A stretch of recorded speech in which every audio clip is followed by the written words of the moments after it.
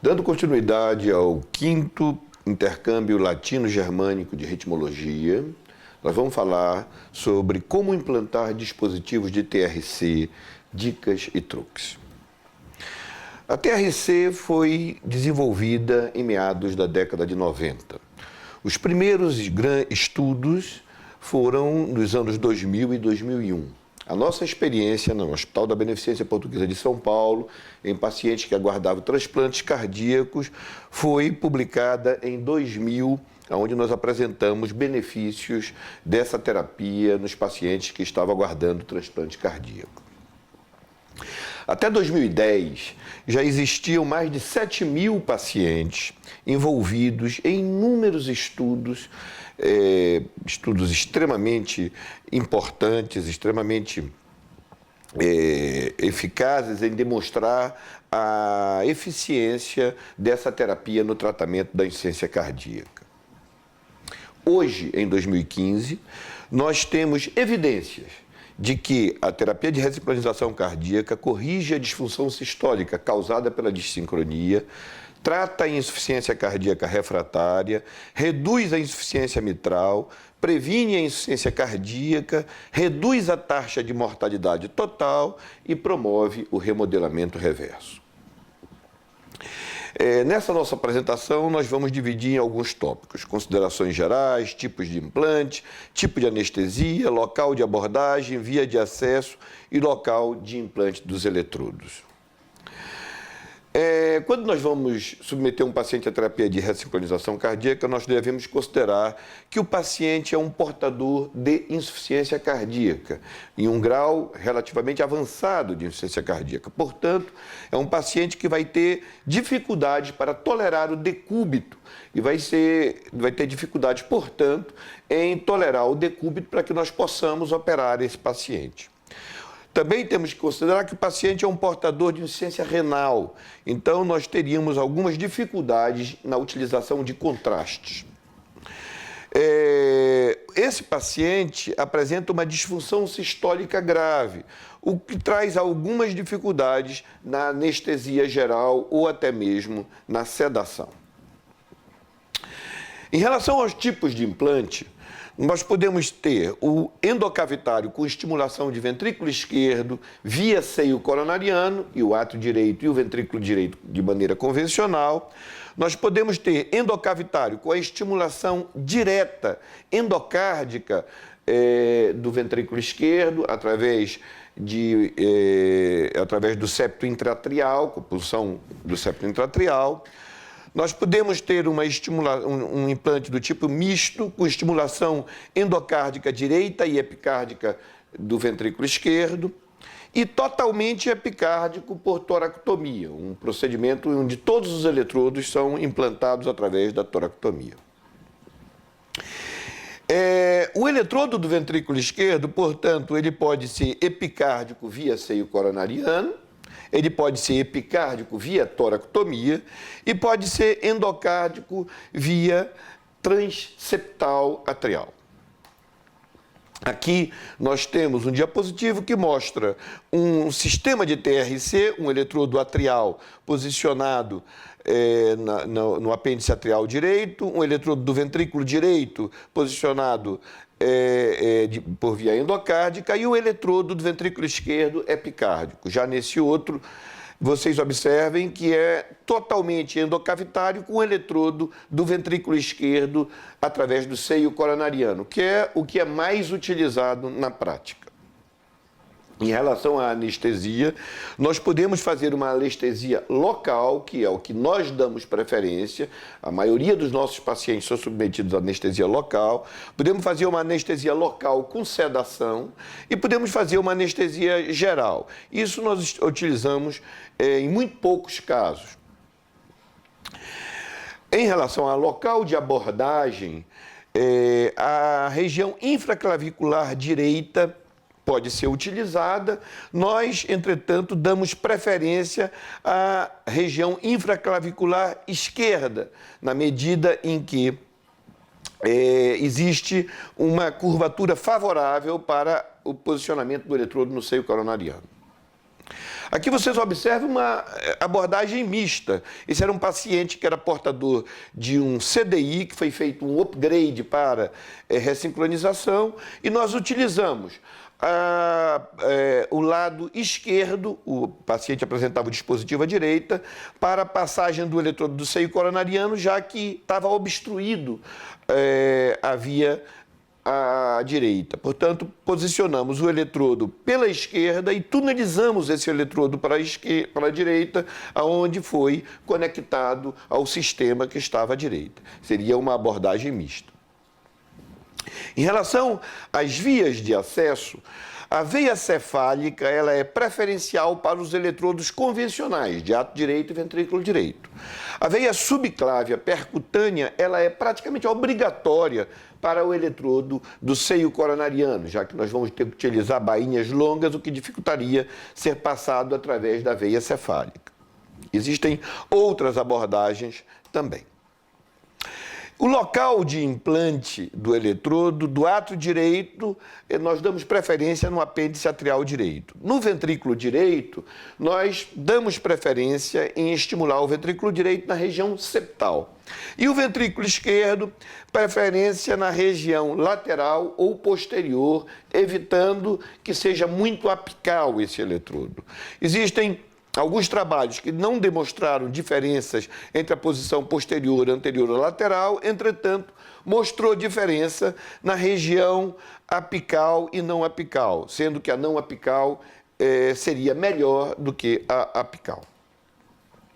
Aqui vocês observem um detalhe do posicionamento do eletrodo via seio coronariano na parede lateral do ventrículo esquerdo.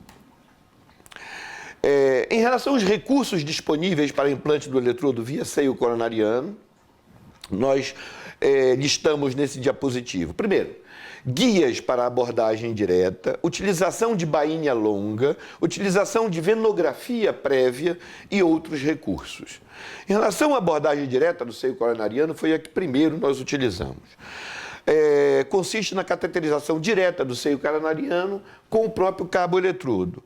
A fluoroscopia em OAE, a curva adequada das guias para propiciar a cateterização do seio coronariano e a orientação pelo eletrocardiograma endocavitário, que nos facilita bastante a orientação de onde estamos com o eletrodo.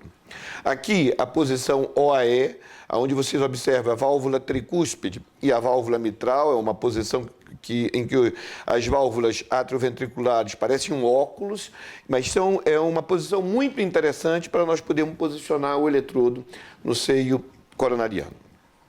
Que é a posição da boca do seio coronariano, onde nós temos o objetivo de cateterizá-lo na região inferoseptal do ato direito. E aqui, detalhes anatômicos do seio coronariano, que percorre a região posterior, dando uma tributária posterior, uma lateral e uma anterior. Aqui, nesse diapositivo, nós mostramos as curvas que nós utilizamos para das guias, que vai nos propiciar cateterizar diretamente com o eletrodo do seio coronariano. Na dependência são guias com curvaturas maiores em caso de grandes corações e menores em corações menores. E essa é uma curva desenvolvida por nós, é uma curva em S, que na realidade não é para se lembrarem muito do meu nome, não é só para se lembrar do meu nome, mas sim também para facilitar com que nós possamos direcionar esse eletrodo para a veia alvo, a tributária alvo do tronco principal do seio coronariano. A monitorização endocavitária também é muito interessante quando se cateteriza direto com o eletrodo. Aqui nós observamos, aqui está uma garra jacaré que está presa na ponta do eletrodo, que leva esse potencial endocavitário até um monitor, e com isso nós estamos monitorando o seio, aonde está a ponta do seio coronariano. E vocês observem, aqui nós temos o potencial atrial, o potencial ventricular, e isso nos orienta da posição em que se encontra a ponta do eletrodo. Essa abordagem direta tem algumas vantagens: rapidez, menos material, dispensa contraste. Entretanto, tem inúmeras desvantagens: possibilidade de deslocamento, maior dificuldade em locar o eletrodo no ventrículo esquerdo, não podemos praticamente utilizar o sistema over the wire e, atualmente, as pontas das guias não têm torque, o que dificulta com que a gente possa manipular esses eletrodos. A utilização de bainha é muito importante. Foi desenvolvido em meados dos anos 2000 uma cateterização do seio coronariano utilizando a bainha, uma bainha longa. Auxílio do eletrodo de eletrofisiologia é muito importante para a gente poder fazer com que ele, como é deflectível esse eletrodo do seio coronariano, nos deem a curvatura necessária para nós podermos cateterizar o seio coronariano com a bainha e depois se retira a bainha, depois de locado o eletrodo, com materiais especiais. Aqui são vários tipos de bainhas longas utilizadas para a cateterização do seio coronariano, essas bainhas desenvolvidas pela Biotronic. Aqui, o eletrodo deflectível de eletrofisiologia, que pode ser utilizado para facilitar a curvatura que vai nos propiciar a cateterização do seio coronariano, e aqui o material especial para nós retirarmos a bainha após locado o eletrodo. A utilização do venograma prévio também é um recurso muito interessante e importante, muitas vezes, fundamental para que nós possamos locar o eletrodo do seio coronariano numa posição ideal. Pressupõe a cateterização do seio coronariano utilizando-se bainha longa, utilização de catéter de Swan-Ganz, nós temos que obstruir o seio coronariano para injetar o contraste, já que nós vamos injetar contraste contra o fluxo do seio coronariano, e essa opacificação das veias do seio coronariano vai nos orientar a alocar o eletrodo. Aqui, uma demonstração do catéter de Swan-Ganz com seu balão que vai obstruir o seio coronariano e propiciar a opacificação das veias desse seio coronariano. E aqui uma demonstração de como se faz isso. Cateteriza o seio coronariano com uma bainha longa, se passa um catéter de Swan-Ganz, se obstrui o seio coronariano e se injeta o contraste para opacificar toda a rede do seio coronariano. Aqui vocês observem um exemplo: nós obstruímos o seio coronariano, injetamos o contraste, aparece a veia-alvo e nós locamos o eletrodo nessa veia-alvo. O sistema over the wire é um sistema muito interessante. Ele pressupõe guias muito finas e bainhas subseletoras, são outros recursos também muito interessantes para nós locarmos o eletrodo no seio coronariano. O sistema over the wire constitui uma guia muito fina, 0,14 milímetros, que passa por dentro do eletrodo, e com isso nós podemos cateterizar a veia-alvo e depois, através desse sistema, nós levamos o eletrodo para essa veia-alvo. Bom, agora nós vamos mostrar uma série de vídeos que vão mostrar o posicionamento do eletrodo no seio coronariano usando esses recursos. É importante que é uma fluoroscopia que não é das melhores, mas esse é o mundo real que vocês vão encontrar por aí. Então, vocês observem, inicialmente se funciona a subclávia, se passa uma guia que vai até o ato direito. Nós damos preferência para que essa guia desça a cava inferior para evitar qualquer tipo de trauma no átrio, nas veias ou nas válvulas atrioventriculares. Depois, nós passamos, então, a bainha. E vocês observam a bainha sendo introduzida com o seu dilatador e seguindo a guia. Ela vai, então, ela se direciona para a cava inferior sem maiores traumas nas válvulas atrioventriculares. Se retira, então, o introdutor e fica só a bainha longa. Nesse momento, nós tentamos cateterizar o seio coronariano com a bainha, somente com a bainha, o que é difícil. Então, utilizamos o recurso de utilizar o eletrodo de eletrofisiologia, o eletrodo deflectível, que nos facilita fazer a curvatura necessária para cateterizar o seio coronariano.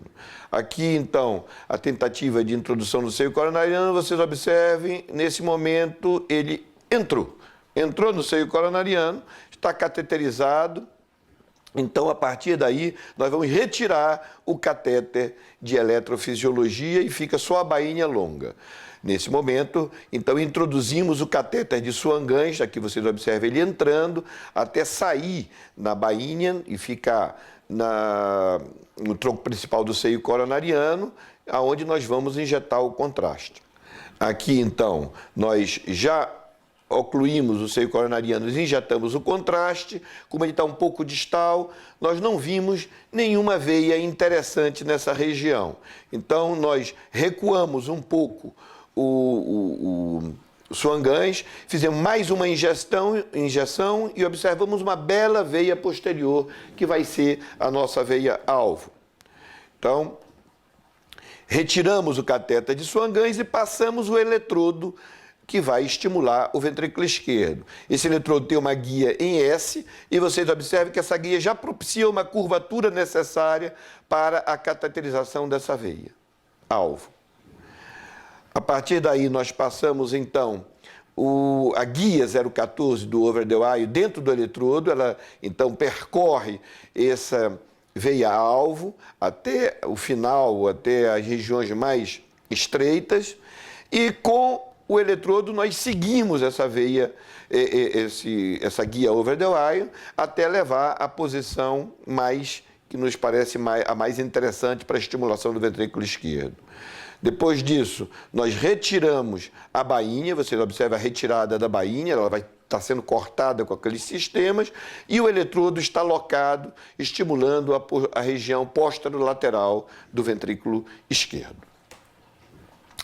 Essas são as bainhas subseletoras, são bainhas que facilitam muito a locação do eletrodo na veia-alvo.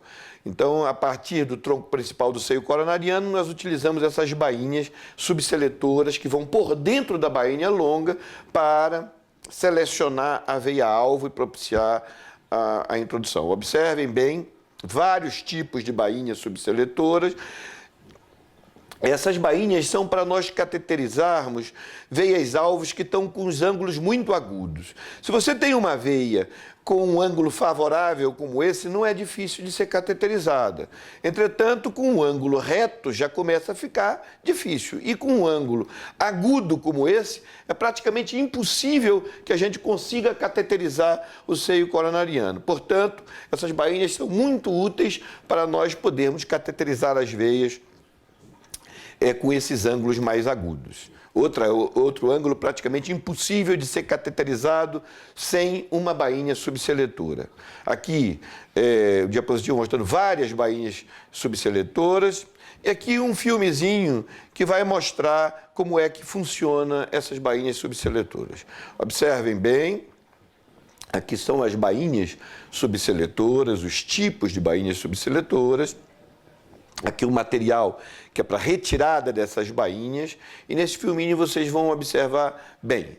Aqui vocês veem a punção da subclávia, a passagem da guia, a introdução da bainha longa e a retirada e a cateterização do seio coronariano com essa bainha. A partir disso, por dentro dessa bainha longa, nós passamos uma outra bainha subseletora que vai exatamente propiciar a cateterização da veia-alvo. Por essa veia-alvo nós passamos a guia 014 e posteriormente o eletrodo que vai estimular. E depois, com os sistemas especiais, nós vamos retirar essa bainha, cortando-a e retirando as bainhas. Primeiro, a bainha subseletora, como está sendo demonstrado, e depois a bainha principal. Então, vocês observem de uma maneira relativamente fácil, depois se avança e se tira a outra bainha, liberando o eletrodo que ficou locado na veia-alvo lateral do ventrículo esquerdo. Aqui são os mecanismos de fixação dos eletrodos no ventrículo esquerdo. Essas curvas procuram fixar os eletrodos, existe até umas barbatanas como essa, ou uns sistemas engenhosos de liberação de algumas barbatanas para se fixar o eletrodo no seio coronariano, aqui outras curvas exóticas. Entretanto, isso ainda é um problema. A fixação do eletrodo no seio coronariano, no local que nós queremos, ainda é um problema e ainda está se desenvolvendo bons sistemas para que nós possamos locar de uma maneira confortável, sem maiores riscos de lesão do seio coronariano, que pode levar a tamponamentos cardíacos. Que outros sistemas de fixação. O eletrodo âncora foi uma maneira que nós tivemos de procurar fixar o eletrodo, já que não existe um sistema ideal de fixação, colocando 2 eletrodos no seio coronariano, como foi o caso.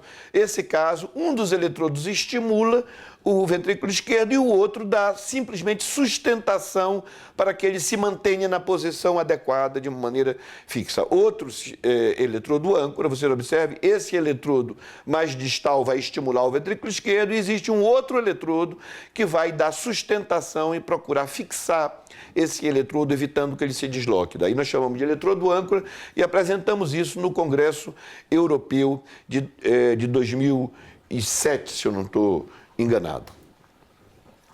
Para finalizar, então, eu gostaria de colocar de que, para implantar eletrodo no ventrículo esquerdo para a terapia de ressincronização cardíaca, nós temos que ter um conhecimento da anatomia, nós temos que conhecer a técnica e todos os recursos técnicos que nos propiciam facilitar esse implante, nós temos que ter treinamento, o indivíduo tem que ter principalmente paciência e perseverança. Muito obrigado.